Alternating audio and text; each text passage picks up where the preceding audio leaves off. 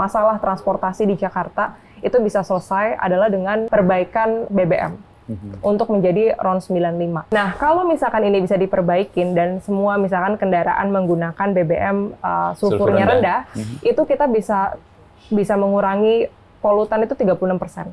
Dari transportasi? Dari transportasinya aja. Jangan sampai tahun ini itu jadi makin parah. Dengan kalau tahun ini kondisinya lebih parah dibandingin 2023, berarti aktivitas polutannya lebih banyak. Lebih tinggi. Gitu. Setidaknya kita tidak dikutuk oleh sejarah, tidak melakukan apa-apa ketika kita tahu bahwa ada persoalan yang serius yang harus kita suarakan.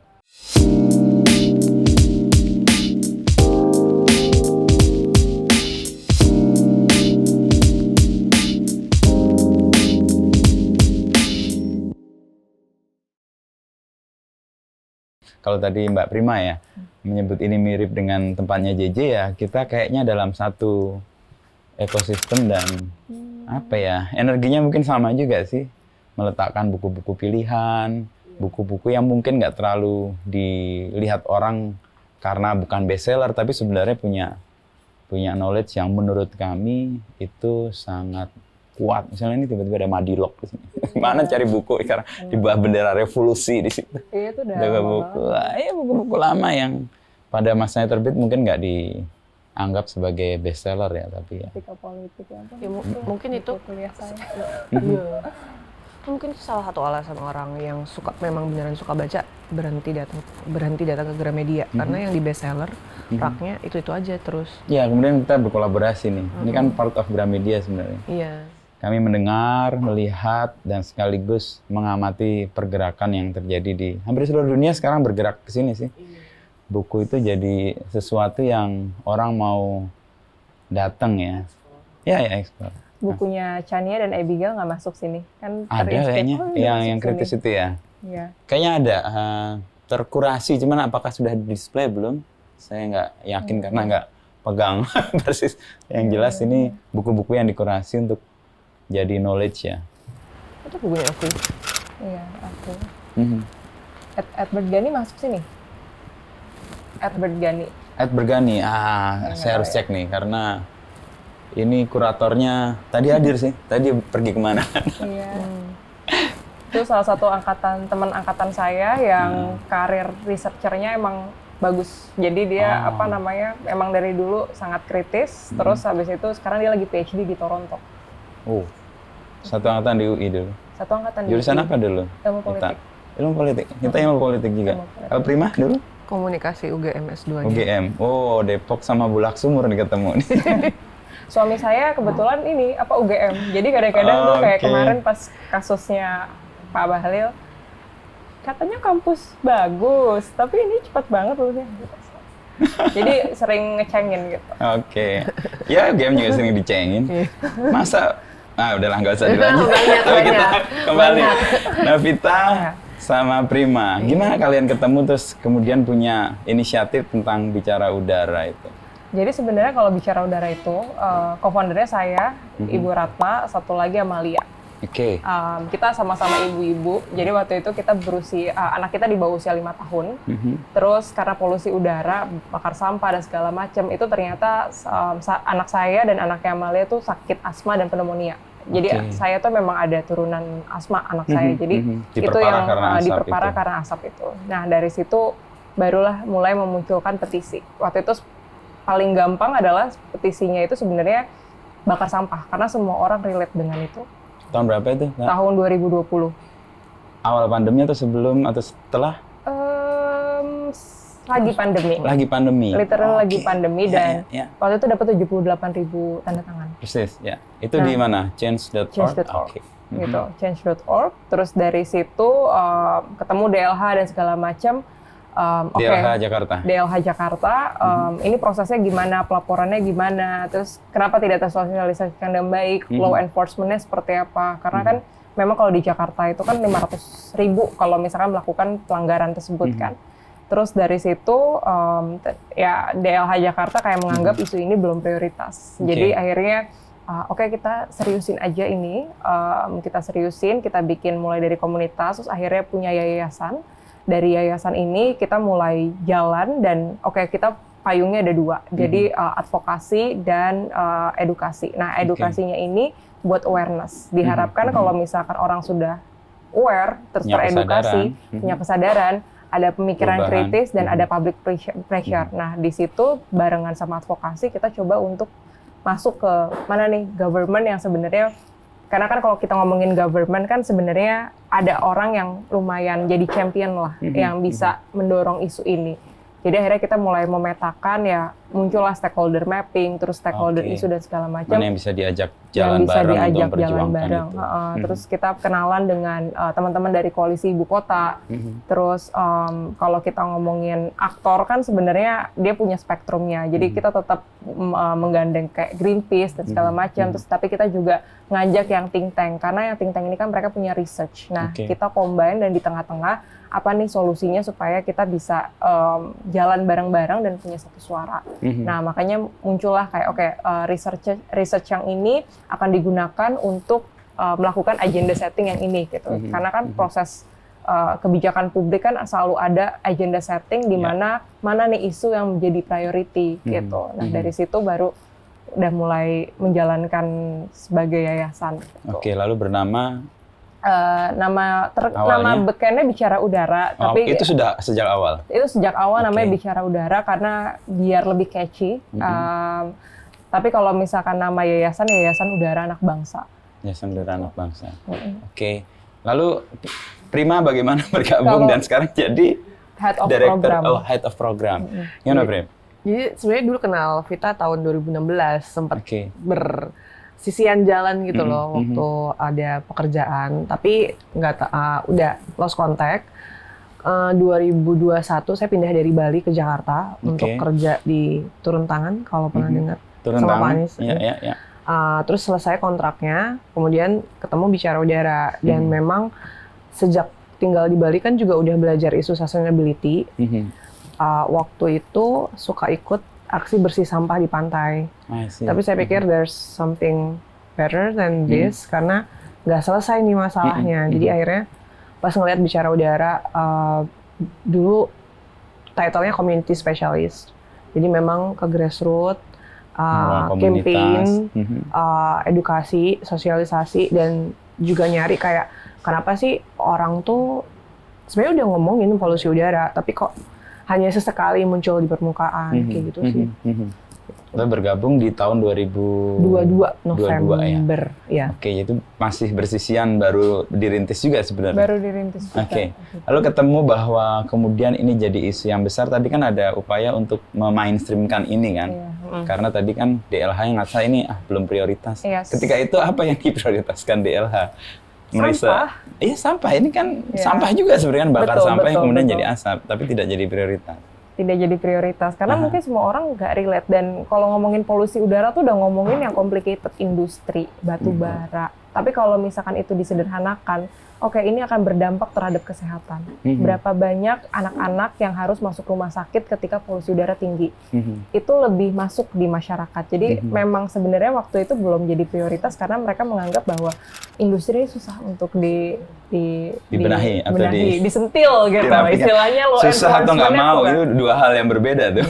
Mungkin bahasanya ya dua-duanya bisa ribet. Mereka nggak mau masalahin itu gitu. Dan kemarin pas bakar sampah ya kayak ya semua orang kan mereka tradisi. Mungkin nggak tahu mau ngapain gitu. Mungkin sampahnya mereka nggak punya budget, terus harus dikenakan budget untuk buang sampah pakai pengelolaannya, tapi pengelolaannya juga nggak benar gitu kan. Cuma pindah sampah aja dari satu titik gitu.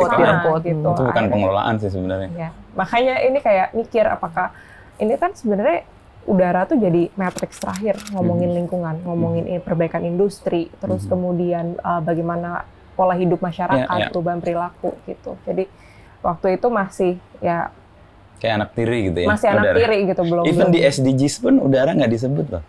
Iya, karena kesehatan lingkungan iya, air yang bersih iya, pendidikan iya, industri yang bersih iya, clean tapi energy. Udara itu secara spesifik nggak disebut. Clean energy, housing, kesejahteraan masyarakat, tapi itu semua kan aspek yang dipengaruhi sama udara. Persis. Gitu. Jadi kayaknya kalau dari campaign yang saya temukan tuh, kebetulan karena saya bukan lahir dan besar di Jakarta kerasa polusi. Tapi orang yang lahir dan besar sudah di Jakarta itu kayak ya udah polusi itu adalah bagian dari kehidupan sehari-hari. Jadi nggak ya gimana mau, itulah mungkin yang titik campaign utamanya adalah ada kok hak akan udara bersih. But di mana udara bersihnya? Kayak experience untuk dapat udara bersih itu adalah hanya untuk orang-orang yang punya privilege, yang bisa beli air purifier. Mereka akan tahu bedanya. Nah, air kalau bersih, enggak, udara. itu, dan yang kedua ya pasti karena udara nggak ada bentuknya, nggak kayak gunungan sampah yang kelihatan bisa mata, diprioritaskan oleh kelihatan DLH bau, tadi. kerasa bau dan sebagainya kayak gitu. Tapi kan berbarengan itu juga muncul ya, nggak tahu peran dari bicara udara ini sejauh mana, karena kesadaran orang akan hak udara yang bersih kan menjadi tuntutan juga publik di media sosial. Setidaknya kita ngelihat hampir setiap hari orang ngecek tuh dan memposting kualitas udara di sekitar kita merah semua. Gitu. Itu kan setidaknya jadi hal yang diperhatikan ya sekarang. Nah, kalau faktor yang menyebabkan udara kita kotor menurut bicara udara sebenarnya apa aja? Oke, kita ngomongin sumber berarti kan? Sumber, ya.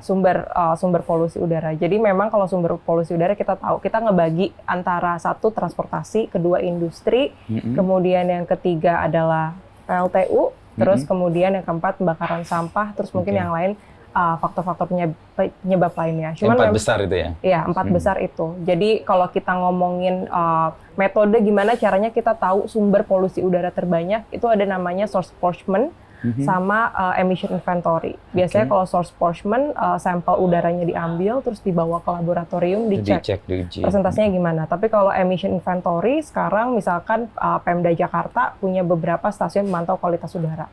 Nah, itu diambil data mentahnya, terus diolah. Nah, ini biasanya nih yang pegang tuh teknik lingkungan. Jadi kemarin ada namanya Profesor Puji dari ITB, itu melakukan namanya emission inventory, di mana dia mengkategorikan polutan-polutan yang ada. Jadi ada PM2.5, CO2, NOx, SO2, terus PM10, itu dikategorikan sumbernya dari mana aja. Nah, kalau di Jakarta sendiri, kita tahu memang padat transportation, dan pasti itu yang selalu. Tapi kalau misalkan kita ngomongin di Bekasi, kita ngomongin di Tangerang, itu source-nya PLTU sama industri. Nah, kita ada dulu istilahnya lagi ngetren udara tidak punya KTP. Itu benar dan itu adalah penyederhanaan bahasa, tapi kalau bahasanya itu transboundary air pollution. Jadi sumber-sumber dari luar Jakarta ini itu memang kebawa angin masuk ke Jakarta, dan biasanya tuh dry season, musim kemarau dan musim hujan itu beda. Kalau musim kemarau itu nanti arah anginnya itu dari arah Bekasi. Tapi kalau ke Jakarta. Bekasi ke dari Jakarta. Barat berarti ke arah timur utara ya. Kemudian kalau yang musim hujan itu justru dari arah Banten. Gitu. Jadi kalau ngomongin polusi udara secara sumbernya, itu semua sumber ada. Industri, transportasi, PLTU, sampah. Jadi kalau misalkan masyarakat yang ngomong, sumber polusi udara dari PLTU aja, atau misalkan dari transportasi aja, enggak, itu harus barengan gitu. Dan prioritasnya gimana? Prioritasnya ada studi juga dari Systemic, dia menyampaikan bahwa kalau kita masalah transportasi di Jakarta, itu bisa selesai adalah dengan perbaikan BBM untuk menjadi RON 95. Elektrifikasi tapi mungkin nggak terlalu butuh waktu karena ada industri dan segala macam di situ. Cuman kalau misalkan dari studi tersebut, nanti saya bisa share buat jadi bahan buat bahan tambahan. Kalau misalkan perbaikan BBM dari yang Pertalite dan Pertamax itu 500 ppm. Pertalite itu 500 ppm, kalau Pertamax itu 400 ppm. Sedangkan standar di internasional Euro 4 itu minimal 50 ppm. Jadi itu sangat jauh gitu.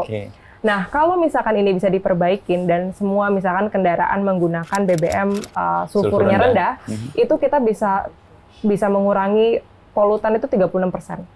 Dari transportasi. Dari transportasinya Oke. aja. Tapi kalau misalkan memang mau yang lebih banyak ya memang dari industri itu lebih banyak gitu. Kalau industri kan sebenarnya teknologinya ke scrubber kan. Gimana pemasangan scrubber, terus habis itu ada CHAMS, jadi itu kayak alat pemantau pengeluaran polutannya mereka gitu. Jadi itu sih yang sebenarnya bisa kita dorong gitu. Makanya kalau misalkan ngomongin elektrifikasi, oke, elektrifikasi yes, tapi it's butuh proses. Tapi kalau misalkan ngomongin perbaikan BBM, itu harus jadi priority karena itu yang paling kena. Masyarakat B2C kena, B2B juga truk-truk dan segala macam juga kena. Iya, karena dipakai buat operasional. Buat operasional dan terus-menerus. Satu gitu. transportasi, lalu kedua tadi kan industri yang kayaknya agak susah juga disentuh ya. Yang ketiga kan PLTU. PLTU lebih challenging lagi nih karena investasinya gede, yang main juga banyak. Dan sekarang Amerika udah narik kan.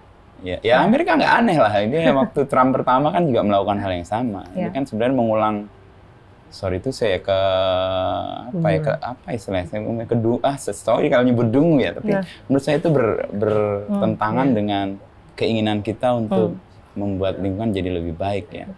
Tapi yang keempat tadi kan pembakaran sampah. Nah, sejauh mana dari kan tadi industri oke lah, itu pemerintah harusnya lebih punya law enforcement yang kuat, lalu PLTU dan sebagainya, ya ini politik banyak banget saya tahu, dan ada juga pemain batu bara juga banyak di situ harus memasukkan untuk biayanya. Nah, masyarakat nih soal pembakaran sampah, itu kan juga berkontribusi ya. Itu bicara udara ngeliat itu sejauh mana kontribusi untuk udara kita yang kotor gitu. Oke.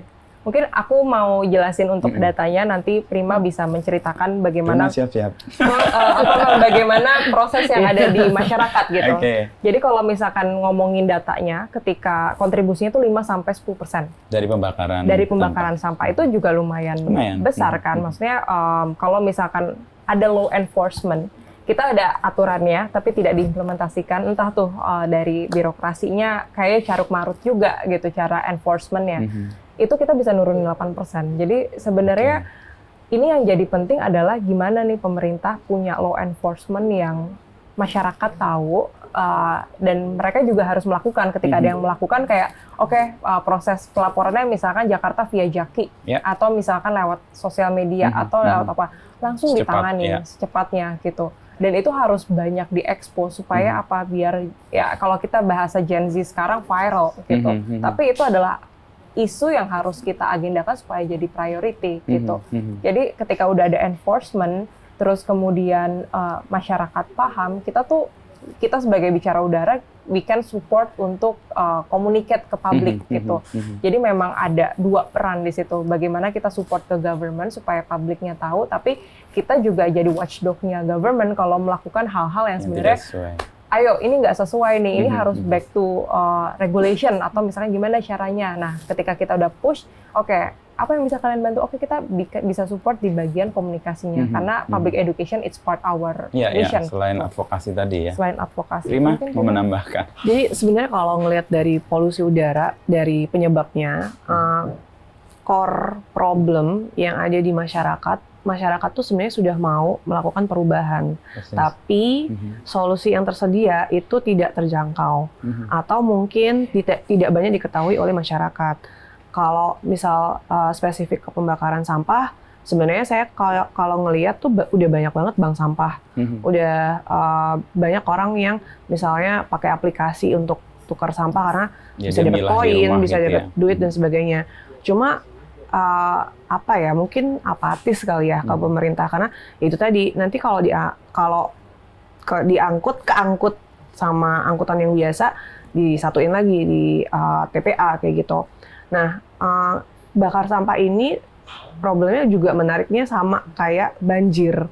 Beberapa hari yang lalu waktu saya ngeliat reels dari DLH kalau nggak salah, that moment DLH nge-record tentang kali itu banjir, ada orang yang buang sampah di banjir yang sedang terjadi. Gitu. Jadi ini itu kayak connect kesadarannya dengan dampak yang kemudian muncul.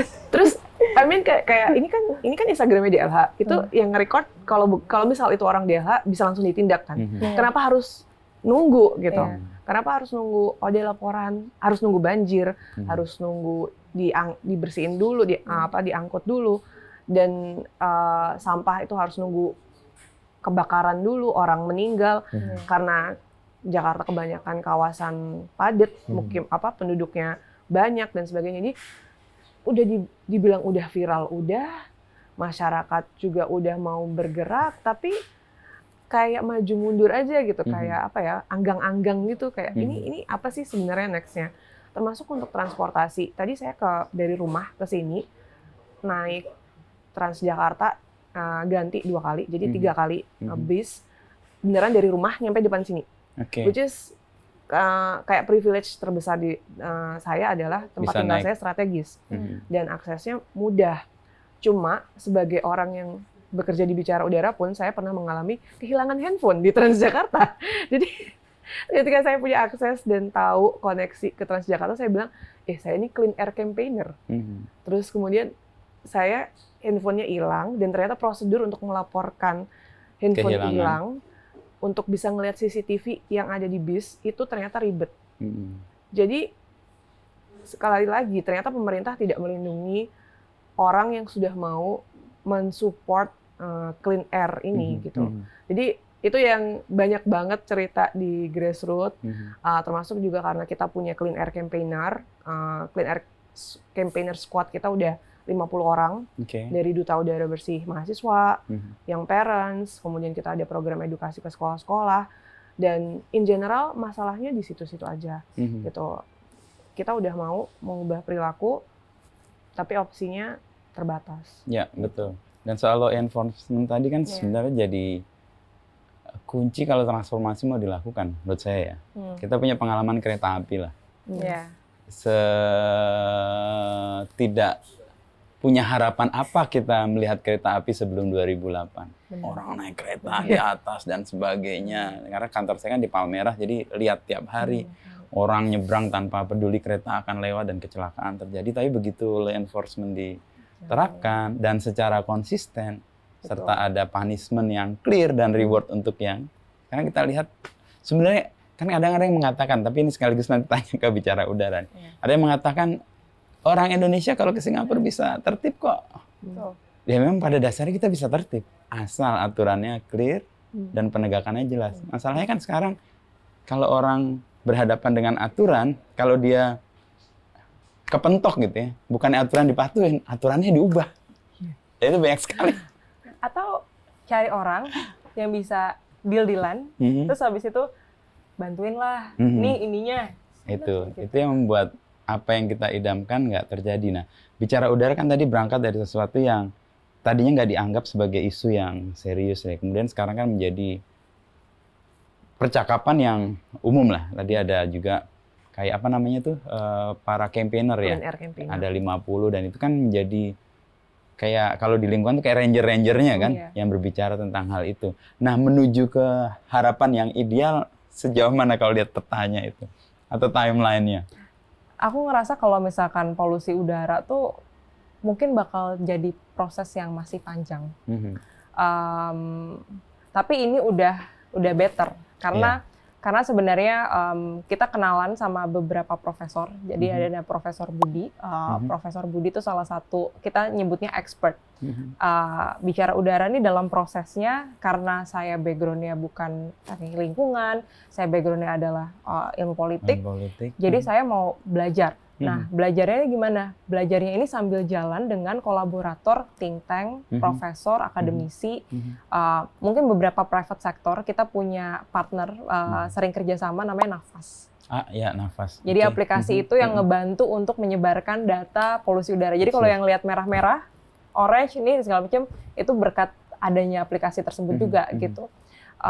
Terus dalam proses panjangnya, Profesor Budi sempat bilang, saya memperjuangkan isu polusi udara ini dari tahun sebelum 2000-an. Karena dia udah profesor, berarti udah prosesnya udah panjang. Dan saya ngelihat sekarang udah mungkin makin membaik. Tapi memang ada beberapa contohnya kayak BBM, kita kenal sama salah satu aktivis namanya Mas Puput. Mas Puput juga udah dari tahun 98 sampai sekarang, udah teriak-teriak itu. Tapi BBM-nya juga masih enggak, cuman mungkin kalau ngelihat prosesnya ini masih di angka 2 mungkin dari total 10. Jadi prosesnya masih panjang dan ini tuh kita punya program Biru Voices Ambassador yang Iya. tadi disebutin. Kita harap sebenarnya mereka tuh akan menjadi amplifikator kita supaya akan lebih banyak, misalkan satu ambasador mereka bisa mengenalkan ke 1.000 orang, terus kemudian dikali dan segala macam. Dan orangnya nggak cuma sampai awareness aja, tapi kayak misalkan tadi Prima punya privilege untuk menggunakan naik transportasi publik, tapi ada banyak orang yang sebenarnya mungkin nggak bisa menggunakan transportasi publik. Oke, berarti caranya gimana? Ngubah ke BBM dengan ROS 95. Tapi kan itu balik lagi di government. Jadi sekarang memang benar-benar kuncinya tuh adalah political will dari government tuh mau apa enggak gitu. Dan konsisten apa enggak. Dan bagaimana birokrasinya itu mau bekerja secara efisien dan efektif supaya bisa menjalankan regulasi dan diimplementasikan dengan baik. Karena kita tahu lah, kita banyak regulasi yang implementasinya bagus, gitu, tapi jauh implementasinya gimana? Dan ternyata saya baru sadar, ternyata implementasinya ini menjadi sulit karena nggak ada koordinasi antar lintas kementerian. Terus kemudian nggak ada koordinasi antara pemerintah pusat dengan daerah. Nah, ini yang jadi hilang koneksinya. Terus kemudian kalau kita ngomongin ASN nggak mau bekerja kalau nggak ada nomenklatur. Contoh tahun 2023 Pak Luhut dibilang jadi kepala Satgas. Nah, dari kepala Satgas itu nggak ada nomenklatur perpres. Beda kayak ketika COVID. Presiden mengeluarkan perpres, terus habis itu di situ ada lintas sektoral dan segala macam. Itu bisa jalan, terorganisir. Kerjasama, pengambilan data dan segala macam itu bisa terkoordinasi dengan baik. Kemarin ketika polusi udara itu karena nggak ada perpresnya, nomenklaturnya juga nggak ada. Ketika 2023 ada rata soal polusi udara dan segala macam, kebetulan bicara udara masuk dalam Komite Penanggulangan Penyakit Respirasi dan Dampak Polusi Udara. Jadi kita kerja bareng sama Profesor Agus dari UI. Terus kita juga masuk dalam komite. Nah, ketika kita mau menyiapkan PPT persiapan untuk Pak Menteri, itu kita mau minta data ke Kementerian Lingkungan Hidup pada saat itu. Nggak dapat.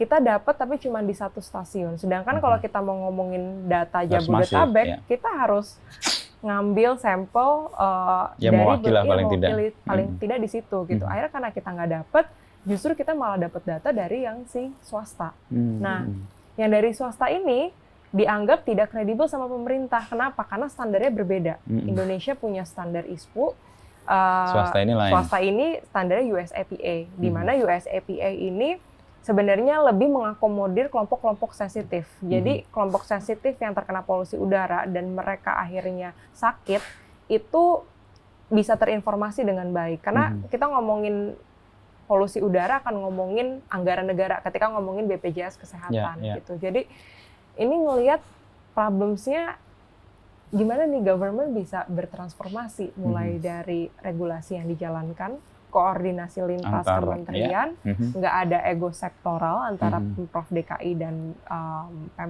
dan pemerintah pusat misalkan.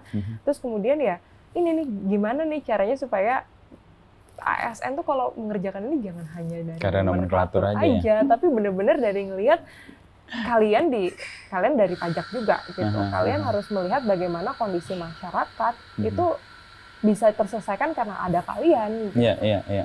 Melihat penjelasan itu nih gue makin punya ekspektasi yang jadi rendah karena ada banyak masalahnya karena dan kita mengandaikan pemerintah dan ASN yang semulia itu kayaknya enggak deh gua. Aku sih enggak. Ya dengan segala respek kepada ASN dan mereka yang sedang menjabat ya. Harapanmu terlalu tinggi kayaknya. Itu dia. Jadi kayak pas waktu kita udah masuk gitu kan kayak wah, ini sama lagi nih ngomongin legislatif dan eksekutif. Di legislatif ada Komisi 12. Komisi 12 membidangi SDM which is itu source of air pollution, terus habis itu lingkungan hidup, regulasinya sama investasi. Di Komisi 9 ada kesehatan. Terus kemudian nanti di Komisi 2 itu ada Kementerian Dalam Negeri. Nah, ini nggak saling ngobrol, nggak saling ngobrol. Harus buat panja dulu. Terus kemudian kalau misalkan kementerian di Kemenko gitu. Kementerian Lingkungan Hidup ini masuknya Kemenko Pangan.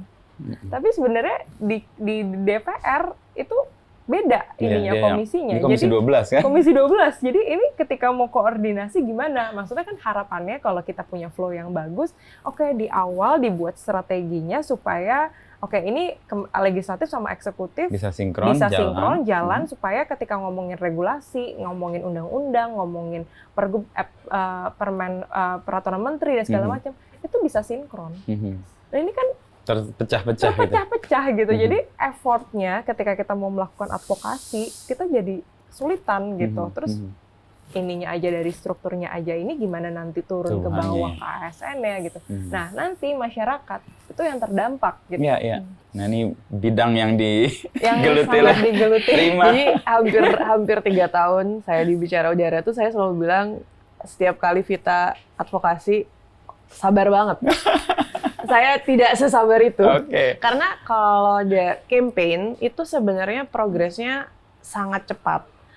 Saya memperhatikan November 2022 Bicara Udara rilis film dokumenter Sengal, ada di YouTube. Sekarang udah 22.000 view. Itu adalah 50 menit tentang dampak polusi udara. Kita highlight korban yang ada yang meninggal, kemudian ada yang sakit, macam-macam lah. Dan juga kita kasus di Marunda, kemudian dari perjalanan advokasi seperti apa, dan kolaborasi dengan private sector. Di tahun 2023 aja, waktu saya campaign ke salah satu bank di Jakarta Pusat, mereka sudah punya pertanyaan, karyawannya sudah punya pertanyaan, seberapa sulit sih Indonesia itu transisi energi ke energi baru terbarukan. Jadi sebenarnya karena memang of course masyarakat itu tidak hanya punya sumber informasi dari pemerintah saja. Jadi sebenarnya mereka tuh belajarnya lebih cepat. Mengelola informasi yang mereka dapetin dari ngobrol, dari segala macam itu lebih banyak. Dan mereka sebenarnya punya harapan yang tinggi. Itu tadi. Dan awalnya tuh punya optimisme karena mungkin salah satu hal yang dilakukan oleh Bicara Udara adalah membangun optimisme bahwa ada kok yang bicarain isu ini. Karena sebelum-sebelumnya kalau yang kolaborator kita kebanyakan memang di think tank kan research, atau mungkin kalau di advokasi tidak terlalu menyentuh masyarakat yang di tengah-tengah. Yang di tengah-tengah yang saya bilang cukup privilege, yang mau nih udah alih ke solusi-solusi, tapi ya masih maju mundur karena keseriusan pemerintah juga maju mundur itu tadi. Jadi kalau Vita dari angka 1 sampai 10 angka 2 sebenarnya masyarakat tuh juga di angka 3-4 gini. Lebih punya optimisme sebenarnya. Saya dulu tinggal di Kemang, saya perhatiin orang tuh udah banyak yang beralih ke mobil listrik karena sekali lagi privilege enough. Tapi di seberang apartemen Kemang itu saya perhatiin kalau lagi pakai aplikasi Nafas, di situ pasti merah karena kawasan slum dan bakar sampah. Jadi kembali lagi kalau ke masalah yang dibidangi Vita, saya tahu pusing nih. Mau benerin transportasi, sampahnya nggak gerak. Mau advokasiin sampah, industrinya nggak gerak gitu. Padahal sekali lagi sebenarnya masyarakat tuh mereka udah ada optimisme. Dan yang kedua adalah saya ngelihat optimisme dari Duta Udara Bersih kami juga. Yang 50 tadi. Dulu tuh awalnya kami masih bicarain masalah kesehatan atau mungkin masalah lingkungan. Nah, sekarang tuh ternyata perspektifnya berkembang. Misal yang pelari bisa campaign di komunitas pelari.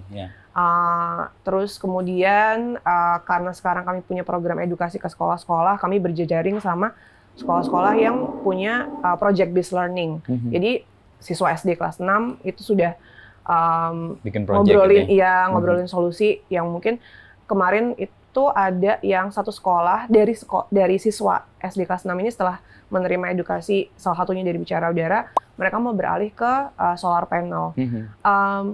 Buat saya karena ketemunya masyarakat yang seperti itu agak happy. Jadi kalau lagi meeting weekly meeting itu suka exchange pasti menularkan semangat supaya Vita nggak kalau enggak kita kayak lemes, nggak bilang putus asa sih, tapi kayak ngelihat kayak ya progresnya kok lambat ya gitu. Jadi sebenarnya kalau ngelihat dari Instagram Bicara Udara di mana kami showcase portfolio program campaign itu banyak banget yang works dan very welcome kalau ada komunitas di daerah lain kayak sebenarnya kayak Depok, Tangsel, Tangerang, Cikarang, Warga Karawang. Tangsel. Kayak gitu-gitu tuh kadang agak belum terjamah gitu. Okay. Nah, kalau ada yang bisa diduplikasi atau diimitate, we're very happy untuk share gitu. Ya, Prima dapat 2 privilege kan, merasakan udara yang bersih di luar Jakarta karena besar di luar Jakarta. Privilege kedua bisa naik transportasi publik, artinya tidak menyumbang udara makin kotor. Itu satu hal nanti saya tanyakan. Yang kedua adalah soal tadi gojek-gajeknya pemerintah untuk kebijakan yang terkait dengan energi baru dan terbarukan.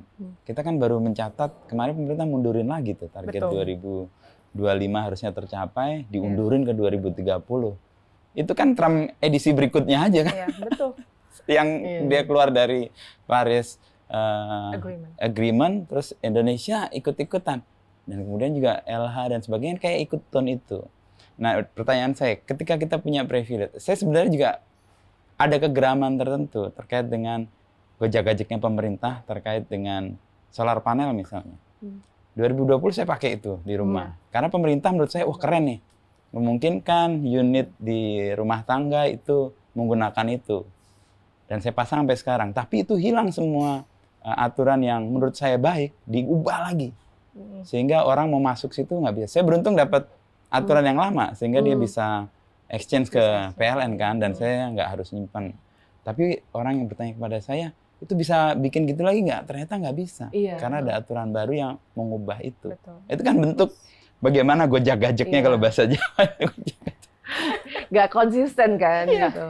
Padahal bayangin misalnya, dan itu secara ekonomi mungkin di awal kelihatan mahal ya, tapi efek lingkungannya kita tidak mengkonsum energi dari polutan yang jadi pembakarannya itu, sama kemudian setelah 4-5 tahun menjadi lebih efisiensi secara ekonomi, tapi itu nggak dilanjutkan oleh pemerintah. Nah, ini advokasi sama community ketemu nih. Iya, jadi memang bahkan kayak kita punya sebenarnya kalau misalkan di advokasi kita sering komunikasikan. Jadi memang kita lagi mau ngedorong isu apa nih? Karena sebenarnya kalau di pemerintahan kita tuh udah memetakan champion-championnya. Nah, ketika sudah memetakan champion-championnya, kadang memang mereka support untuk ngedorong ini dan ningkatin awareness masyarakat juga.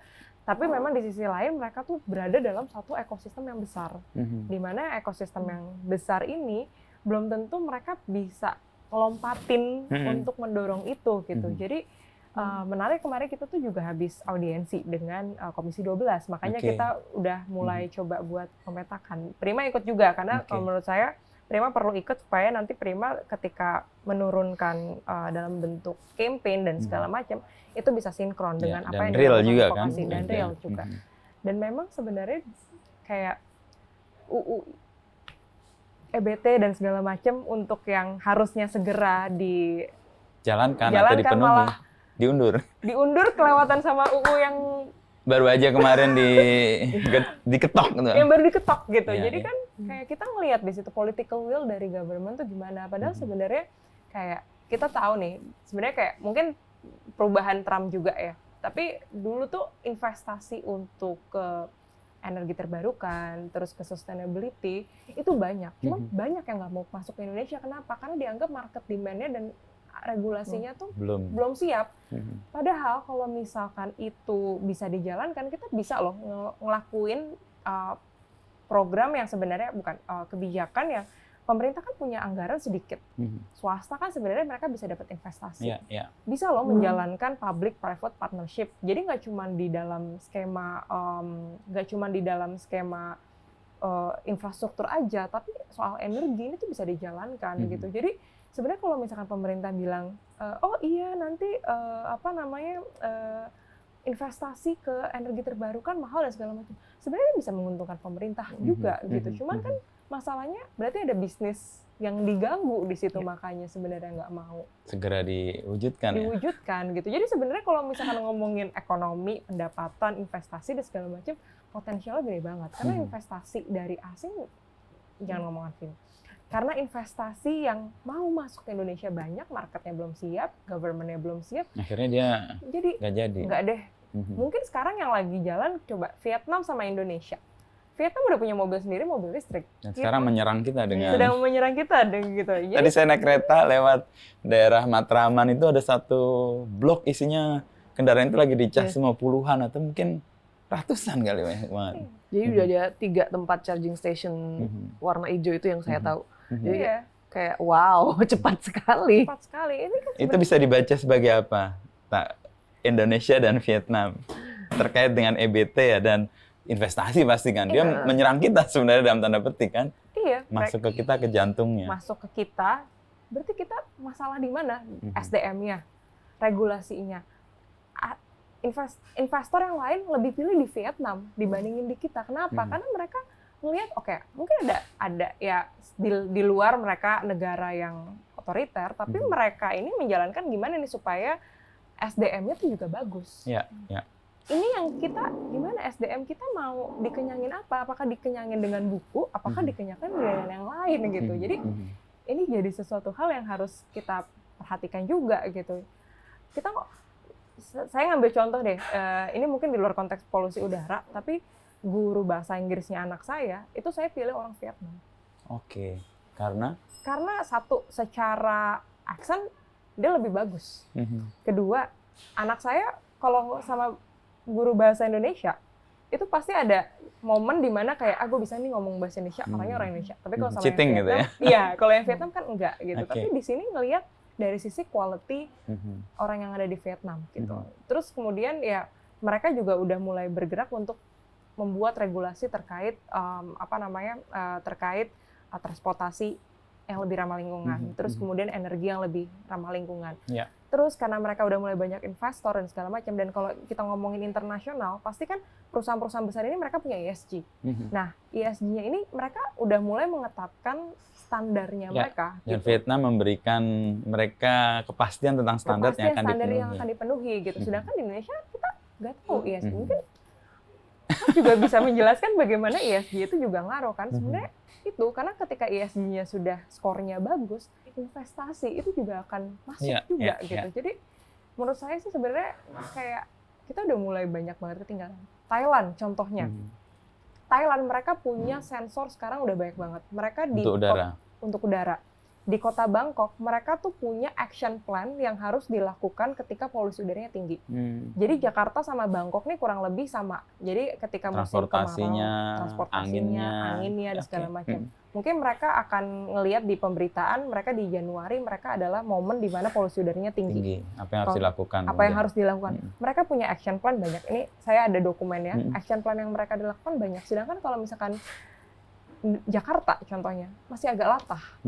Gitu, planningnya masih belum siap. Mereka sampai kayak udah ketika polusi udaranya lagi tinggi, anak-anak diliburin, misalkan kayak gitu. Terus abis itu mereka ngasih tahu papan-papan ini polusi udara segini. Sedangkan di Indonesia kayak nggak mau ngasih tahu itu. Bahkan alat ukurnya dimatikan untuk mencegah orang tahu. Saya lihat yang di dekat Gambir itu kan dulu ada kan satu papan gede, tapi berapa kali lewat mati itu. Nggak ada lagi informasi itu mungkin disebut sebagai apa ya? Ketidaktahuan itu adalah blessing itu kayak gitu. Tapi itu kan sisi yang salah sebenarnya. Harusnya kan itu diberitahu kan? Harusnya diberitahu. Transparansi data jadi sangat penting untuk polusi udara ini. Tapi yang menarik adalah yaitu standar yang tadi udah dijelasin, standarnya Indonesia sama standarnya US EPA misalkan kayak gitu. Jadi kalau misalkan nanti ngelihat perbandingan dua standar ini Jaki misalkan ya, di aplikasi Jaki titiknya warna biru. Di USPA beda? Di USPA udah warna orange sama warna merah.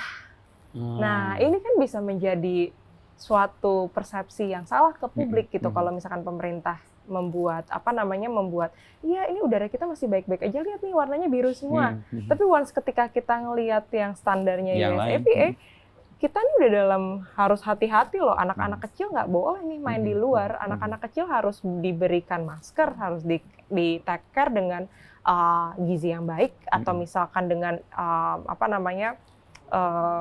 vitamin dan segala macam. Itu action plan kan? Itu action Ketika plan. dia mendapati ancaman yang muncul dari udara. Betul. Nah, kurang lebih itu. Ya, Prima ada menambahkan apa yang bisa sebenarnya kita lakukan di tengah tadi standar bisa berbeda, lalu law enforcement dari sebuah atau tindak apa dari aturan gitu ya juga kayaknya nggak. Lalu yang berikutnya adalah kita kan punya masa di mana viral itu jadi sesuatu yang ya mungkin berdampak, tapi kan kita nggak bisa bergantung pada virality aja untuk kebijakan dan menurut saya akan konyol sekali pemerintah itu atau mereka yang berkuasa melakukan tindakan atau membuat kebijakan hanya karena viral. Karena viral bisa di-create, bisa dibuat, bisa dimanipulasi. 2021 saya di Jakarta tuh udah mulai sakit. Padahal kan, maksudnya saya pindah dari Bali. Saya dulu tinggal di Jogja, kemudian ke Bali, terus ke Jakarta pada masa pandemi, mobilitas nggak terlalu tinggi. Maksudnya nggak macet, yang nggak seperti Jakarta yang saya tahu. Gitu ya. Terus saya ingat saya ikut walking tour karena pengen tahu Jakarta. Kemana waktu itu? Ke GBK Senayan. Tahu Yeah. sejarahnya GBK dan di situ ada SPKU. Even the tour guide itu nggak bisa bacain SPKU. SPKU adalah stasiun pemantau kualitas udara. Nah, kemudian di situ saya nggak mikir apa-apa ya. Tapi kemudian ketika kerja di Bicara Udara, di situ saya tahu ini gap-nya sangat besar. Waktu kita COVID itu rasanya kita mencari informasi. We're okay to know how many people die or sick karena kita perlu memprotek diri kita. Tapi ketika Bicara Udara di diskusi internal kita ngomongin polusi udara keras dikit aja, orang tuh udah bilang fear mongering lu gitu. Jadi kayak kita ini mau protek gitu. Itu satu huge gap karena ya akhirnya dengan ketidaktahuan itu kita jadi gak tahu apa yang harus dilakukan dan kita jadi tidak berpikir kita harus bersuara. Nah, sebenarnya kalau kembali ke Biru Voices Ambassadors kami yang parents, mereka memang terutama ibu dan ayah ini yang ngalamin sendiri anaknya harus keluar masuk rumah sakit. Kemudian mereka juga harus meninggalkan pekerjaannya in a way karena harus nemenin anaknya sakit. Ada yang single mom juga dan ini pasti akan berhubungan sama ekonomi. Persis, ya. Jadi kemudian anaknya nggak bisa sekolah karena ada satu Biru Voices Ambassadors itu yang anaknya asma. Kalau sekali asma ternyata nggak 1-2 hari, 5 hari bisa nggak sekolah. Ini berarti kan Indonesia Emas 2045 apa kabar? Jadi sebenarnya kalau orang tuh masih suka mengkotak-kotakan nih polusi udara hanya masalah kesehatan dan lingkungan. Enggak, tapi ternyata kemana-mana. Ke ekonomi, kesejahteraan, ke SDM juga yang ke masa depan gitu. Nah, termasuk kalau tadi sempat masalah investasi dan private sector, saya juga ngelihatnya waktu di tahun 2023, saya dan Vita sempat jadi moderator di salah satu event yang kita banyak bicarain tentang pembangkit listrik tenaga surya. Dan ini ada orang pembicara dari PLN, swasta, yayasan, kemudian organisasi grassroots. Nah itu kayak bertengkar aja gitu di stage. Karena sebenarnya ini yang swasta itu sudah mau invest more. Tapi regulasi dan... Iya, takut nanti regulasinya berubah gitu. Yang organisasi grassroots atau campaigner udah mau nih sosialisasiin ganti yuk solar panel atau misalnya ganti ke mobil listrik apa. Nanti takut lagi harganya mahal atau segala macamnya. Jadi ini yang ternyata gap yang kadang-kadang dari diskusi bersama clean air campaigners, mereka yang naik turun gitu semangatnya, yang harus sebenarnya kita jaga ya harapannya dari pemerintah. Let's say ini regulasi kita nggak perlu nambah regulasi gitu, tapi misal agak serius lah kalau ngadepin misal polusi tuh. Waktu kami ada Duta Udara Bersih yang mahasiswa, mereka suka nanya, ini beneran kita harus kayak ngelihat pemerintah nyemprot water mist. Kayak, iya water mist-nya di Sudirman pula, ini disemprot, terus dilewatin kendaraan lagi kan. Jadi itu aja nggak masuk akal gitu. Terus kayak kontradiktif. Atau penanaman pohon, waktu PJ Gubernur bilang, oh kita bisa kok nanam pohon, tapi nanam pohonnya bibit-bibit kecil-kecil, cuma 100 biji. Ketika our clean air campaigner udah empowered, udah aware, diketawain lah. Dan kita kembali lagi, kita advokasinya gimana? Makanya salah satu misalnya kemarin saya suka mengubah bahasa campaign dari teman-teman Duta Udara Bersih. Misal, kita nggak endorse penanaman pohon ya. Kita coba kalimatnya penambahan RTH. Jadi biar agak serius gitu. Waktu kita bilang kalau penanaman pohon tuh bayangannya orang nanam pohon di rumah, lidah mertua, 1 biji, dianggap udah bisa mengurangi PM2,5 di indoor air pollution. Nggak bisa.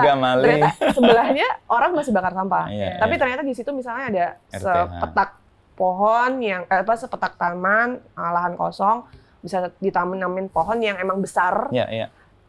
Maybe it will work better daripada yang jadi harus ada langkah-langkah kolektif gitu. Jadi mengubah campaign word-nya atau cara komunikasinya awareness orang, karena kan orang udah kebayang kalau polusi itu bisa diatasi dengan penanaman pohon. Nah ini makanya kenapa perlunya ada ambassadors dan kita baru open recruitment hari ini. Jadi agak promosi. Gitu. Jadi mudah-mudahan tahun ini kita bisa lebih kencang lagi. Gitu. Ya benar sih, dibanding campaign tentang penanaman pohon, RTH itu jauh lebih powerful. Kalau kita ngomong RTH kan pasti satu kawasan. Bisa jadi public space. Ya, public space. Kita bisa naruh sensor. Persis untuk kualitas udara. Asal nggak hilang aja.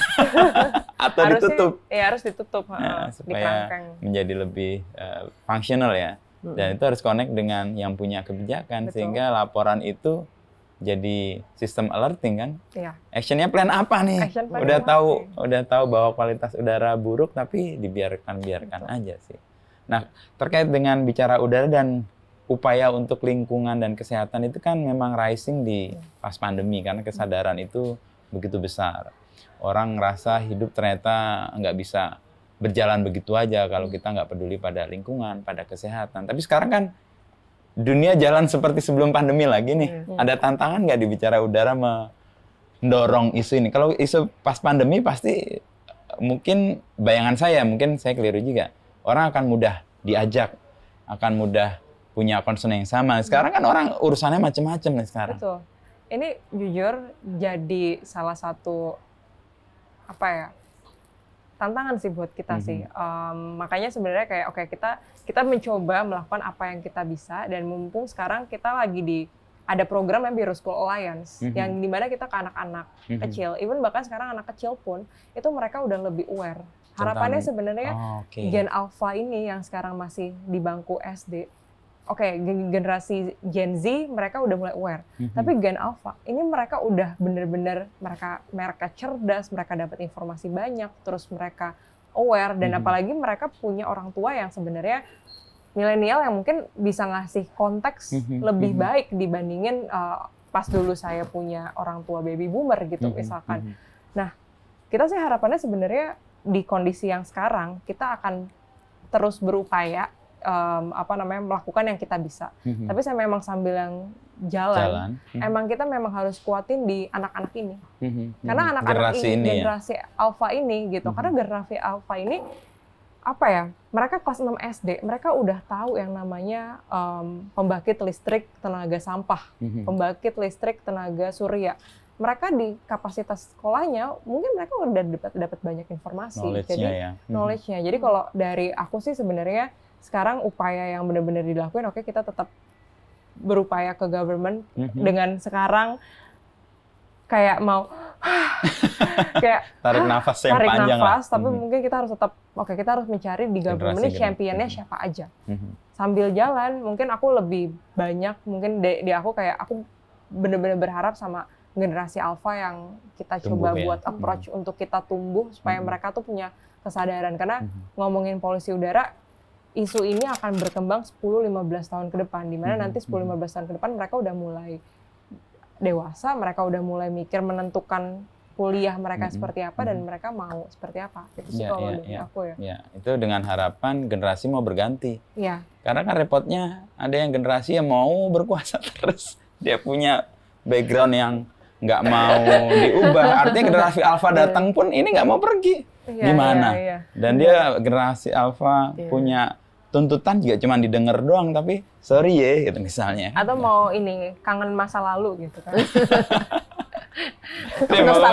Nostalgia gitu Sebenarnya kan. kalau lihat hubungannya antara campaign dan advokasi, kalau ngomongin Biru School Alliance, itu kita bisa bilang sama pemerintah, masa nggak malu sih sama anak SMA yang sekarang mereka udah bisa bikin air purifier dari kipas angin sederhana, terus dikasih HEPA filter, mereka dengan dana sendiri dapat sponsor dari swasta, donasi distribusi ke berbagai sekolah yang ada di daerah rawan polusi.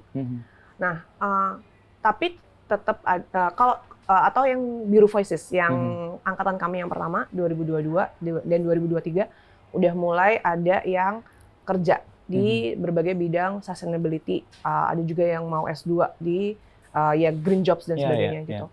Means ini harapannya ada sekali lagi.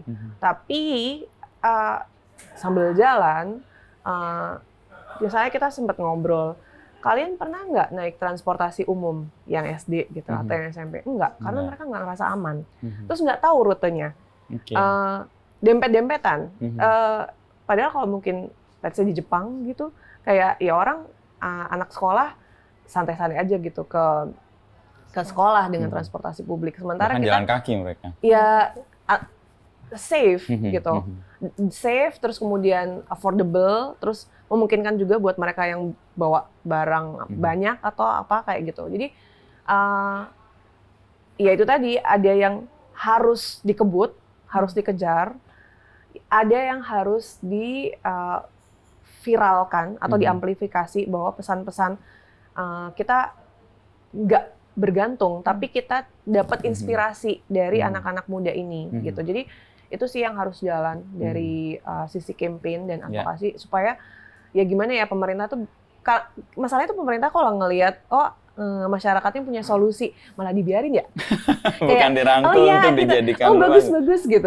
Bagus-bagus gitu. Kita dukung, kita apresiasi ya, terus apa lanjutannya gitu, kasih apa kek, kasih apa reward ya paling nggak kan gitu. disupport supaya dia menjadi lebih berdaya kan. Iya, betul. Itu harusnya gitu. Nah untuk kan harus ada champion ya kecil ya. Ini strategi sebenarnya menjaga semangat sih. Kan kita harus merayakan kemenangan-kemenangan kecil di tengah kekalahan-kekalahan yang besar gitu ya. Tapi kemenangan-kemenangan kecil itu tetap dirayakan. Ada nggak bicara udara yang misalnya pendampingan atau daerah-daerah yang dipantau atau didampingi secara serius gitu, sehingga ada perubahan yang kemudian jadi ini bisa loh dilakukan dengan cara-cara yang tersistematisasi dengan baik, ada pergerakan dari semua pihak stakeholder yang punya peran dan punya pengaruh gitu ya. Itu di bicara udara. Mungkin saya dulu, nanti Prima akan jelasin. Jadi waktu itu memang Marunda itu rusun Marunda. Sangat industrial. Di situ ada PLTU juga ya? Mereka ada stockpile batu bara. Jadi apa namanya di Marunda ini waktu itu kita support untuk memberikan air purifier karena kita nggak bisa di luar kan karena sulit gitu. Jadi beberapa air purifier kita dapat sponsorship. Harapannya anak-anak kecil dan segala macam mungkin di ruang ruang membaca atau misalkan anak-anak yang mereka sensitif, mereka bisa diberikan air purifier supaya mereka bisa menghirup udara yang lebih baik di dalam situ.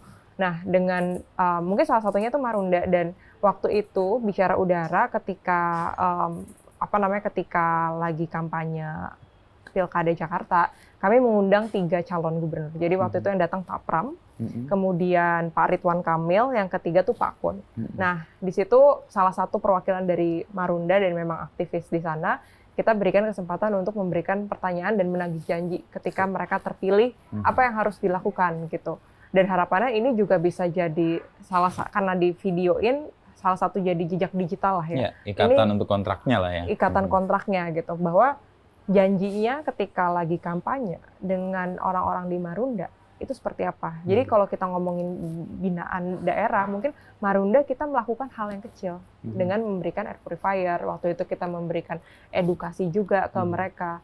Di sisi lain kita memberikan akses ke mereka supaya mereka bisa membuat kontrak politik dengan calon, dengan penguasa. Dan harapannya ini sebenarnya bisa dilakukan daerah-daerah lain. Di daerah-daerah lain juga gitu. Dan ya mungkin kalau misalkan aku ngambil case itu karena memang sebenarnya itu cara yang oke, kita membina tapi kita juga memberikan akses supaya nih kontrak politik gitu. Dan harapannya sih sebenarnya dengan gubernur yang terpilih sekarang kita masih punya kita masih punya videonya dan harapannya dari teman-teman di Marunda karena mereka selain stockpile mereka tuh dilintasi sama jalur tengkorak istilahnya. Nah jalur tengkorak tuh yang mereka truk-truk besar, kontainer segala macam dan polutan transformer lah ya. Transformer gede banget gitu. Apa kontrak politik yang waktu itu dinyatakan yang terpilih ya? Kan kalau yang nggak terpilih sudahlah. Iya. Yang terpilih kan Mas Pram sama Bang Dul ya. Jadi kalau jujur sebenarnya saya agak lupa. Berani nutup stockpile batubara. Oh ya, berani buat nutup. Berani untuk nutup stockpile batubara.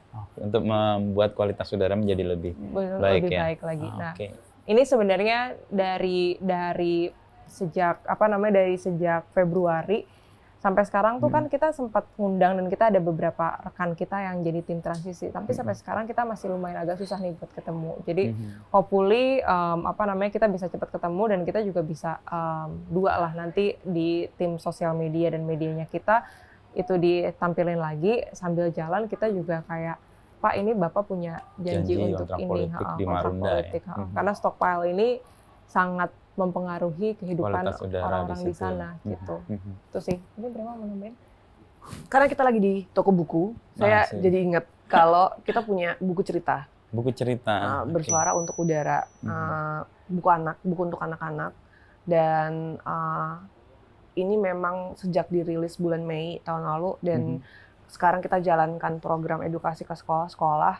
Ini jadi cara yang bagus banget untuk gather orang tua juga gitu, membangun environmental awareness. Kita mungkin menganggapnya anak-anak tuh sekali lupa gitu, tapi ketika mereka engage, itu ternyata mereka impress sendiri dan mereka tuh bisa banyak cerita. Dan udah banyak kejadian saya tanya ke anak-anak di SD, SMP, SMA, kamu recognize nggak di rumah ada air purifier? Ada Miss, satu rumah ada 4 air purifier gitu. Misalnya kebetulan dia privilege gitu, terus ayahku ganti mobil listrik misalnya. Ternyata memang ini adalah ya harapan yang kita pupuk gitu. Nah, kalau ngelihat dari perkembangan edukasi ke sekolah-sekolah itu, mereka ada yang empowered untuk membawa kayak dia membelikan buku bersuara untuk udara ini, Super Surya bersuara untuk udara untuk library sekolahnya, gitu. Dan ini mau di-encourage untuk juga membelikan buku itu ke perpustakaan di sekolah-sekolah yang di sekeliling sekolahnya dia, gitu. Jadi kalau dari aspek tools edukasi, bicara udara udah ada film, sengal, dokumenter, kemudian ada buku yang bersuara, buku cerita, Super Surya bersuara untuk udara, dan ini yang akan terus kita kembangkan. Kalau ada mungkin nanti ketemu gap atau mungkin ketemu kelompok audiens yang baru yang bisa diajak campaigning lagi gitu. Paling itu sih. Gitu. Ya, bicara udara sebagai sebuah inisiatif kan tadi menghadapi sejumlah tantangan ya, kendala juga setelah pandemi menjadi kayaknya lebih challenging nih. Dan tadi kan ada menyebut 4 atau 5 yang lain-lain lah. Satu adalah pembangkit PLTU, lalu kedua transportasi dan itu banyak, lalu industri, yang keempat adalah pembakaran sampah, yang kelima lain-lain. Nah, untuk kita bisa merasa bahwa apa yang kita bicarakan terkait dengan udara itu ada hasilnya nih, gitu. Ukurannya biasanya pakai apa teman-teman di bicara udara dari 5 faktor yang membuat kualitas udara kita nggak baik-baik aja? Untuk mengukurnya nanti di musim kemarau ini mungkin itu puncaknya ya? Itu puncaknya. Jadi nanti mulai di April, minggu kedua April, dan puncaknya nanti September. Kenapa itu polusi udaranya tinggi? Karena ketika musim kemarau itu nggak ada angin. Jadi kalau misalkan musim hujan, musim hujan itu ada air tapi ada angin. Jadi anginnya itu kayak menyebarkan. Tapi ketika musim kemarau, Still di situ. Nah, di situ bisa kelihatan bagaimana kualitas udara kita. Jadi kalau misalkan pemerintah bilang, oh iya, ini gara-gara kemarau panjang. Enggak, bukan karena kemarau panjang, tapi memang source of air pollution-nya ini gede banget di situ di sini. Dan kalau kita mau ngelihat, kita ngelihat di kemarau, keberhasilan pemerintah bukan di musim hujan, tapi di musim kemarau. Jadi itu aja yang sebenarnya yang jadi April sampai September nih. April sampai September. Batu uji buat pemerintah sekaligus bicara udara kan, melihat apakah efek omongnya atau bicaranya itu didengar atau tidak. Didengar apa enggak. Makanya kita sebenarnya sekarang kita udah bilang, ini nanti April sampai September, ini akan selalu terjadi setiap tahun. Dan kalau misalkan tahun ini sebenarnya mungkin nggak akan separah di tahun 2023, karena 2023 tuh El Nino, sekarang La Nina, jadi normal, tapi polusi udaranya tetap tinggi. Jadi mungkin buat teman-teman yang mau tahu kayak kalau banjir kita mungkin bisa diprediksi juga gitu. Dan kemarin paling parah. Jangan sampai tahun ini itu jadi makin parah. Dengan kalau tahun ini kondisinya lebih parah dibandingin 2023, berarti aktivitas polutannya lebih banyak gitu. Itu sih.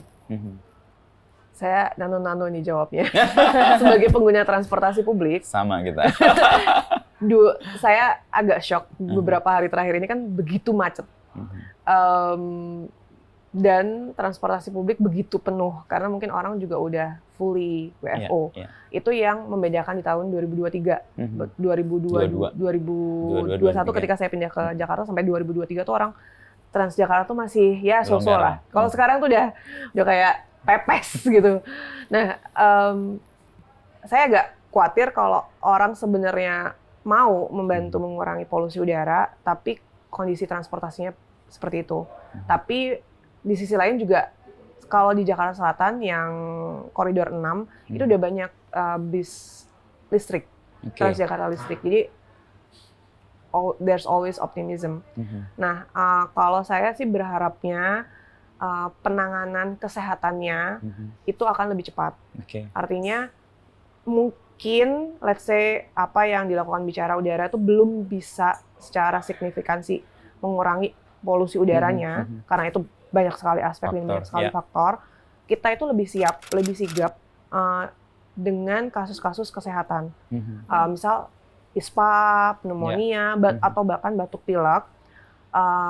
Dan itu juga kenapa makanya kita menyelenggarakan edukasi ke sekolah-sekolah. Dan di April Mei ini rekrutmen duta udara bersih itu lagi roadshow. Jadi akan ada banyak edukasi juga dari bicara udara yang eventually harapannya menyiapkan semua orang untuk lebih sigap. Mudah-mudahan kita bisa mengantisipasi kelonjakan kasus atau paling enggak orang tuh nggak terlalu sakit gitu loh. Ini lebih mungkin prepare lah ya.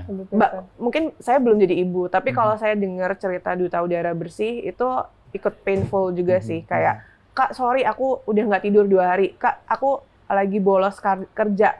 Atau bahkan ada yang harus resign gitu karena anaknya asma. Jadi buat saya itu yang paling menyedihkan dan itu udah bukan lagi masalah kesehatan, udah bukan lagi masalah lingkungan, itu masalah kesejahteraan. Jadi harapannya kalau orang tuh bisa beneran paham sama urgensi isu polusi udara secara holistik, secara komprehensif, kita bisa sama-sama melakukan mitigasi risiko. Gitu. Dan ketika ini kayak jadi pola yang umum di lingkungan, ketika itu jadi masalah sebenarnya itu jadi parah banget. Nah, bicara udara kan sebenarnya sebelumnya jadi sangat parah. Itu kan bersuara lantang di sini nih bicara. Ini kayak peran-peran nabi kan sebenarnya ngasih tahu nanti di sana akan ada begini. Tapi orang kan nggak dapet efeknya langsung, jadi dicuekin. Kayak Nabi Nuh lagi bangun Batra. Iya, orang ngapain bangun Nabi di sini nih? Air aja kagak nyampe sini. Kan mirip-mirip kayak gitu. Nah, ini dibutuhkan keteguhan dan iman yang lebih kuat untuk mengatakan bahwa nanti di saat musim kemarau tadi kan kita juga bilang begitu akan teruji lah bahwa polutan kita, perilaku kita nggak berubah. Tapi dengan mudah mereka nanti akan mengatakan November lihat nih gunung-gunung kelihatan dari campaign yang mau kita kasih tahu jangan percaya kalau misalkan itu lihat kemaraunya. Iya kan itu kan ada faktor yang sebenarnya bukan peran dari pemerintah atau banyak pihak karena itu ya Gusti Allah sangat baik, kita bawa angin ke sana dan kemudian kita dapat pemandangan tapi cuma pendek kan. November tahun lalu kan kita merayakan itu seolah-olah perilaku kita udah benar, padahal bukan karena melulu karena kita juga kan. Mungkin spesifik Ramadan ya. Tahun lalu kita sempat campaign juga sama Kementerian BUMN untuk mencoba mengurangi behavior persampahan. Karena dari berbagai data sampah di Ramadan itu meningkat. Dan kalau tidak terkelola dengan baik dan kita tidak punya pengelolaan yang baik pasti dibakar. Gitu. Jadi tapi saya lihat juga udah banyak nih komunitas bahkan masjid yang mulai jadi eco atau green masjid. Tidak menyediakan botol minum. Itu sekarang udah jadi ada dispenser, bawa tumbler. Itu bisa sangat mengurangi karena organisasi keagamaan ini juga sangat kuat kan. Jadi harapannya kalau misalnya mereka dari pemuka agama dan bahkan agama apapun gitu melakukan bisa ngomongin hubungan manusia dengan alam, ke bawahnya itu bisa dilakukan bersama-sama gitu. Ya harapannya karena masyarakat kita sangat religius katanya. Katanya. Dan kalau katanya sih itu kan ukuran yang sangat kualitatif, saya nggak ngerti ukurannya apa. Kalau pemuka agamanya melakukan hal yang baik dan dia jadi panutan kan biasanya diikuti kan. Tapi ada paradoks yang lain kan. Kita religius di satu hal tapi perilaku korupsinya paling tinggi juga, yaitu ada di mana saya nggak tahu. Tapi langkah itu bukan sesuatu yang kecil ya, itu besar dan menurut saya bisa berdampak sih. Tadi masjid-masjid melakukan itu. Terakhir untuk perspektif lain karena di tahun lalu kami bikin campaign sama teman-teman kelompok umat Hindu di Jakarta dan kami coba ngobrol sama Nafas untuk ngumpulin data kualitas udara di Bali pada saat nyepi gitu. Ya aktivitas kan turun tuh hampir nol. Jadi karena internet di Bali itu mati, di hari H nyepi memang sensor nafasnya juga mati. Jadi nggak dapat. Problemnya ini ada lonjakan polusi udara di hari H1 dan di hari H sudah nyepi gitu. Jadi sebenarnya kembali ternyata perilaku kita beragama, tradisi kita beragama atau mungkin ibadah kita itu juga bisa menjadi prediktor dari kualitas udara gitu. Nah, ya di Duta Udara Bersih itu waktu itu salah satu mahasiswa yang memang dia mahasiswa jurusan pariwisata, dia sempat ngomong, masa kita harus nyepi dulu nih buat harus 24 jam dulu harus biar kita bisa tahu beneran nih ternyata udara bisa bersih loh gitu.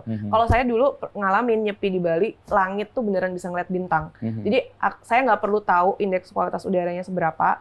Tapi begitu saya lihat bintang berarti indeksnya bagus. Saya lihat bukti karena besoknya udah hilang lagi tuh bintang gitu. Jadi baiklah. Tapi ya masa kita harus seperti itu dulu untuk beneran bisa bikin orang privilege prima nih.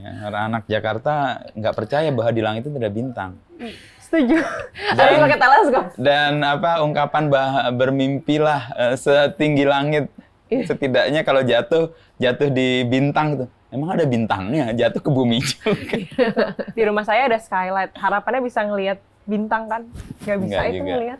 Ya, itu salah satu ukuran untuk membuat kita Privilege prima tuh privilege-nya banyak loh. Iya. Makanya jadi push banget nih betul. untuk jadi campaigner polusi udara, jadi dari heart. Buat saya orang Jakarta, mungkin Vita juga orang Jakarta, ingin mendapatkan pengalaman dan privilege itu biasanya saya emang pergi agak jauh. Misalnya ke Jogja, di pinggiran tapi bukan di kotanya. Di mana pagi itu langit kok biru banget gitu ya. Terus kalau malam tuh bintang kok bertaburan. Itu kayak di Kulon Progo, di daerah Sleman yang bukan di Kaliurang ya. Itu sesuatu yang membuat kita tadi punya daya dorong untuk minta daerah ini tempat tinggalku harusnya bisa seperti ini. Kenapa? Sebenarnya Solo itu salah satu kota dengan kualitas udara terbaik. Solo. Tapi apa? Di sana bis-bisnya udah bis tua kan, gitu. Jadi terasa ketika transportasi umumnya lewat. Gitu. Tapi basicnya kotanya itu kualitas udaranya baik. Ya mudah-mudahan apa yang kita harapkan gitu ya, atau yang disuarakan dan dibicarakan oleh bicara udara terus-menerus ini bukan kayak nabi di padang pasir, jadi nggak ada yang dengerin. Supaya orang juga ngeliat, oh ternyata yang dicemaskan ini sesuatu yang serius. Kayak waktu terakhir saya tadi ngomong soal festival Sastra Jogja, kita kan ngomongin sampah. Dan waktu itu Dinas LH-nya menurut saya proper sih, Mas Marel waktu dia bilang, ya hari ini sampah udah jadi masalah dan dibicarakan, ini artinya masalahnya udah gede banget dan ini udah jadi sesuatu yang harus ditangani dengan serius. Tapi next adalah air. Mungkin belum jadi soal, tapi kalau itu nggak segera ditangani atau diantisipasi, itu kan jadi soal. Juga udara. Betul. Itu mungkin jauh lebih belakang daripada air. Kalau air juga real juga kan bentuknya Air ada. Warnanya bisa Ya kalau kelihatan. udara kan kita nggak bisa. Iya, benar. Ya harapan saya dan harapan mungkin banyak orang kepada bicara udara, teruslah punya keteguhan untuk mengatakan di depan sana ada persoalan besar nih. Iya. Jadilah Nabi-Nabi Nuh yang di abad yang... Berarti bicara udara, kalau Nabi seenggak-enggaknya pengikutnya udah 50 ya? Kayak Ya. Clean Air Campaigner kami. Boleh. Jadi setidaknya sudah meyakinkan atau membuat orang merasa percaya bahwa apa yang dibicarakan ini sesuatu yang akan jadi persoalan kalau tidak diterima dan tidak didengarkan. Betul.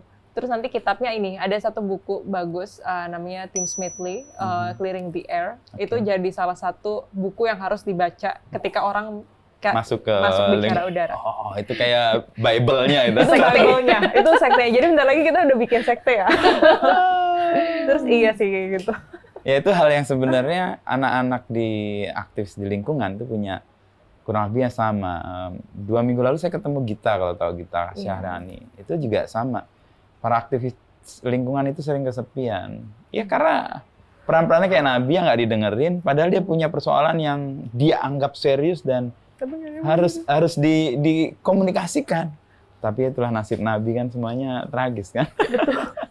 Mudah-mudahan kalian nggak tragis dan kita punya harapan di pemerintahnya, di private sektornya, di komunitas masyarakatnya. Menggerakkannya masyarakat bergerak sih. Pengalaman banyak yang kita dapat. I think even Nabi itu, even though dia di masanya tidak Didengar tidak atau tidak terlalu berdampak, tidak kelihatan berdampak, tapi ada legacy. Jadi itu juga ya, kemarin kita sempat bicara, pernah nggak kebayang bicara udara sampai sekarang ya, dan mungkin ke depannya lagi, even though kita belum bisa ngelihat sekarang, tapi 5-10 tahun lagi mungkin legasinya ini yang ditinggalin. Setidaknya kita tidak dikutuk oleh sejarah, tidak melakukan apa-apa ketika kita tahu bahwa ada persoalan yang serius yang harus kita suarakan. Thank you, Fit, Prim. Thank you. Udah sejam lebih nih kita ngobrol, ya. Iya. Kita kuatkan jejaring untuk merasa bahwa kita nggak sendiri, dan kalau kita punya kesadaran tidak sendiri kan rasanya, wah ada teman-teman yang siap menjadi pembicara-pembicara terkait dengan udara juga. Ya. Harapannya bicara itu nggak cuma bicara, tapi kita bisa nge-influence government supaya do their job lah. Jangan melakukan double job gitu. Ya. Ini agak pinggir jurang nih. Bisa di-cut kalau emang agak membahayakan. Tapi nggak apa-apa. Tapi emang harus berisik sih. Kalau kita nggak berisik, ya ketulian itu tidak digedor lah. Betul. Dan bicara kan salah satu upaya untuk kita berisik. Dan udara ya, kita nggak bisa hidup juga tanpa udara. Manusia hanya bisa bertahan hidup 3 menit tanpa udara. Maksimal lah itu. Maksimal. Tapi udaranya kotor. Jadi apalagi kotor, dia lebih pendek lagi. Napasnya lebih pendek. Nah, kalau air atau makan, orang bisa bertahan 3 hari. Itu dia akan hilang. Tapi udara itu jauh lebih signifikan untuk hidup kita. Meskipun banyak filsuf bilang bahwa air itu yang paling utama itu sebenarnya udara. Karena di air ada unsur udaranya juga. Iya, oksigen. Thank you, Vita dan Prima. Thank you. Semoga terus kukuh menjadi corong-corong untuk berteriak bahwa ada persoalan yang serius di luar sana. Ini lagi semangat, Mas, karena rekrutmen duta udara bersih kan. Ya. Dan responnya bagus. Kalau ngomongin polusi itu kan udah spesifik ya, maksudnya udah lebih dari sampah atau lingkungan. Kita punya numbers tuh yang high quality, maksudnya orang tuh ketika datang ke isu polusi udara biasanya udah lewat isu-isu yang lain gitu. Jadi kita nggak punya banyak numbers tapi biasanya dia udah melakukan sesuatu. Kalau itu kayak ujung ya. Gitu. Pas ngeliat profilnya kayak, ternyata ada ya yang begini, ada yang begini gitu. Tapi memang nggak sebanyak sampah, nggak sebanyak isu pemuda yang lain gitu sih. Oke.